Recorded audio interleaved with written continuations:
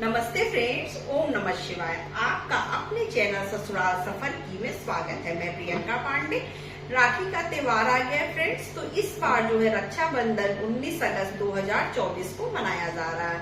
तो सुबह से भद्रा काल रह रहा है। इसका जो शुभ मुहूर्त निकला है वो दोपहर में 1:30 से रात्रि के 9:07 तक इसका शुभ मुहूर्त है। तो आप इसी शुभ मुहूर्त में राखी बांधिएगा। अगर किसी को बहुत ज्यादा इमरजेंसी, हालांकि भाई बहन के प्रेम से ज्यादा इमरजेंसी क्या हो सकता है, लेकिन फिर भी अगर आपको बहुत ज्यादा मतलब किसी को कहीं जाना है, बहुत इमरजेंसी आ गई, तो आप उसको मॉर्निंग में भी राखी बांध सकते हैं। वैसे जहां तक हो सके आप शुभ मुहूर्त पर ही राखी बांधिए। बहुत से स्टेट ऐसे हैं जहां पर राखी नहीं मिलती है, तो वो कलावा है या मौली है आपके घर में, या आप खरीद लाइए। आप उसको भी भाई को रक्षा सूत्र के रूप में बांध सकते हैं।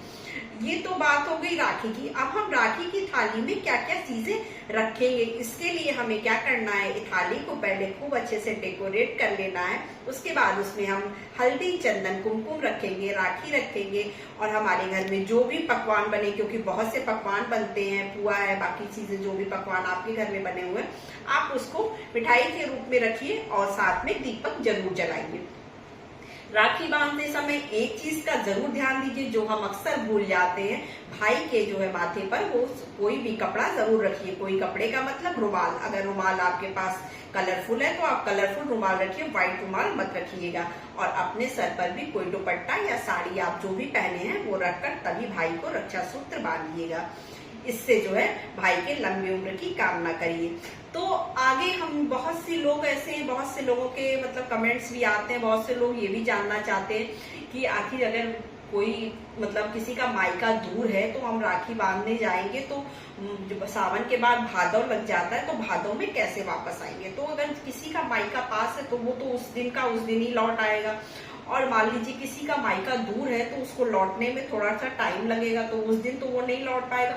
तो उसका भी एक तरीका होता है। आप अपने घर के बाहर या फिर किसी अन्य व्यक्ति के जो आपके मार्ग में, आपके घर के आगे की तरफ, पीछे की तरफ नहीं, आगे की तरफ जाते समय आपके घर में किसी का मकान पड़ता है, वहां पे आप अपना एक वस्त्र, अगर आपके साथ फैमिली है तो आप एक वस्त्र सबके करके किसी कैरी बैग में उनके घर पे रख दीजिए। अगर आप ये भी नहीं कर सकते तो आप एक खाली रुमाल में एक सिक्का बांध दीजिए और अपने घर की बाउंड्री के बाहर की तरफ उसको रख दीजिए। उसी दिन से आपका जो है वो सफर शुरू हो जाता है। तो आप 1-2 दिन रुक के जब आप निकलने लगे तो उसको साथ में लेके चल सकते हैं, इससे दोष खत्म हो जाता है। तो आप इस तरह से कर सकते हैं। इस बार चूंकि सोमवार 5 पड़ा हुआ है सावन का, तो काफी लोग ये भी मतलब इसमें भी परेशान है कि जो है कैसे, मतलब चूंकि उस दिन बहुत सारी मिठाइयां बनी होती तो उन्हें भी सब कुछ खाना तो होता ही है।